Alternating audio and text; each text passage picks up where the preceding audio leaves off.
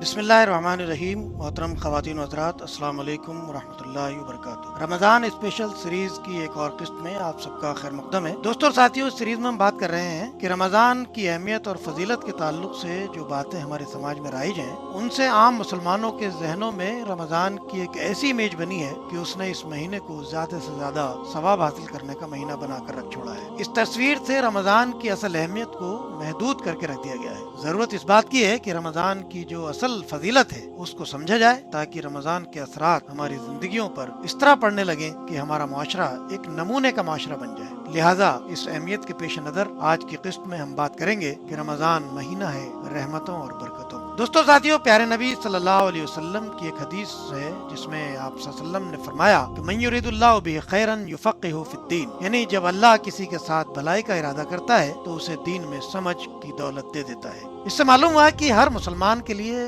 अल्लाह की तरफ से मिलने वाली बेशुमार नेमतों में सबसे कीमती दौलत दीन में समझ है। अक्सर देखा गया है कि हम हर मामले में सूझबूझ से काम लेते हैं, लेकिन दीन के मामले में सूझबूझ से काम नहीं लेते। इसका नतीजा यह है कि हम समझते हैं कि साल में एक रात और एक माह ऐसा आता है कि जिसमें अगर इबादत कर ली जाए तो पूरे साल की इबादत करने की जरूरत पेश नहीं आएगी। इसलिए जो लोग फर्ज नमाज कभी कभी अदा करते हैं वो तरावी की नमाज बड़ी पाबंदी से अदा करते हैं। जो लोग पूरे साल कुरान उठाकर नहीं देखते, इस रमजान में कई कुरान पढ़ लेते हैं। मानो कोई कोटा है जिसे पूरा करना है, और मुसलमानों में इस कोटे को पूरा करने की एक होड़ लग जाती है। फिर ये कोटा किसी का महज 10 दिन में पूरा हो जाता है, किसी का 15 दिन में, किसी का 20 दिन में और किसी का 30 दिन में। और जब तक ईद का चांद नजर आता है, मुसलमानों का कोटा पूरा हो जाता है। गोया शैतान जिसको हमने बमुश्किल तमाम बंद करके रखा हुआ था, अब वो आजाद है। यानी अब हम भी अल्लाह की फरमाबरदारी से आजाद हैं, जो चाहे करें। वही लोग जो अल्लाह के हुक्म के पाबंद नजर आते थे, अब शैतान के हुक्म के पाबंद नजर आने लगते हैं, और दीन से उनका ताल्लुक जुमे से जुमे तक का यानी महज एक रस्मी सा होकर रह जाता है। दोस्तों साथियों, ये सब नतीजा है इस बात का कि हमने दीन को समझने में सूझबूझ से काम नहीं लिया। दोस्तों साथियों, हम ये बात अक्सर सुनते हैं कि रमजान रहमतों और बरकतों का महीना है, लेकिन इसका मतलब हम सिर्फ ये समझते हैं कि रहमत का मतलब सवाब है, लिहाजा जितना हो सके उसकी रहमत यानी सवाब समेट लिया जाए। दोस्तों, रहमत का मतलब होता है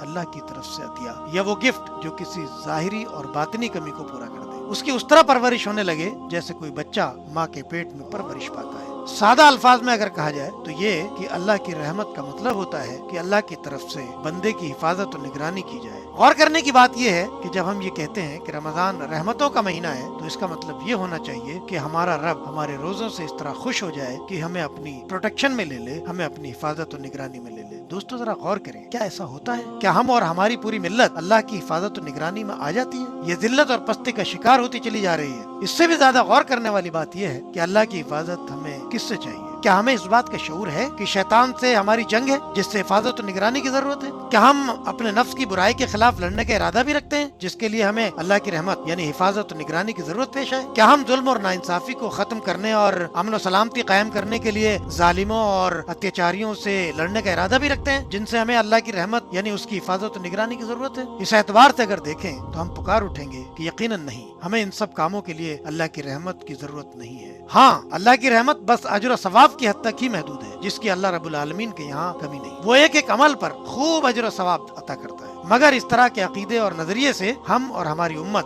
भंवर से नहीं निकल पाएगी, पस्ती से नहीं उठ पाएगी, अपने फर्द मनसबी को नहीं पहुँच पाएगी। रहमत के उस असल जौहर को हम हासिल ही नहीं कर पाएंगे जिसमें ये उम्मत पूरी इंसानियत के लिए रहनुमा बन सकती है और अमन और सलामती का गहवारा बन सकती है। इसी तरह दूसरा लफ्ज बरकत है। दोस्तों और साथियों, बरकत को भी हम उसी तरह आधा अधूरा समझते हैं जिस तरह हमने रहमत को समझा हुआ था। हम समझते हैं कि बरकत का मतलब होता है किसी चीज का गिनती में बढ़ जाना, यानी किसी की इनकम अगर 50,000 है तो उसकी इनकम बढ़कर 1,00,000 हो जाए तो ये बरकत है। किसी के पास अगर 10 किलो आटा है तो वो बढ़कर 20 किलो हो जाए, ये बरकत है। दोस्तों साथियों, बरकत के असल माना है इस्तेहकाम और मजबूती के साथ और तमाम खूबियों के साथ गैर महसूस तरीके से किसी चीज का इस तरह कुशादा और वसी हो जाना कि इंसान को इत्मीनान क़ल्ब हासिल हो जाए। मिसाल के तौर पर जब हम किसी को निकाह में बरकत की दुआ देते हैं तो इसका यह मतलब नहीं होता कि इस निकाह के बाद एक उसका दूसरा और निकाह हो जाए या कई और निकाह हो जाए। اس کے نکاح میں بڑھوتری ہو جائے، بلکہ اس کا مطلب یہ ہوتا ہے کہ اس کے نکاح میں پختگی اور پائیداری آئے، اس نکاح میں خوبیاں پروان چڑھیں۔ اگر کسی کو بچوں میں برکت کی دعا دیں تو اس کا یہ مطلب نہیں ہوتا کہ اگر اس کے 5 بچے ہیں تو وہ بڑھ کر 10 ہو جائے، بلکہ اس کا مطلب یہ ہے کہ ان بچوں میں خوبیاں اس طرح پروان چڑھیں کہ ماں باپ کے دلوں کو اطمینان ہو جائے۔ دوستو ساتھی، قرآن مجید کو بھی برکت کی کتاب کہتے ہیں۔ قرآن مجید کو برکت والی کتاب کہنے کے معنی یہ ہے کہ یہ کتاب وہ ضابطہ حیات ہے جس میں ایسے اصول اور قوانین ہیں جن سے ہمیشہ کی خیر اور فلاح نصیب ہوتی ہے۔ یہ کتاب انسان کے لیے فائدہ مند ہے اور اس کی زندگی کو درست کرنے کے لیے بہترین ہدایت دیتی ہے۔ یہ ایک ایسی کتاب ہے جو انسانی روح کو پروان چڑھانے کے لیے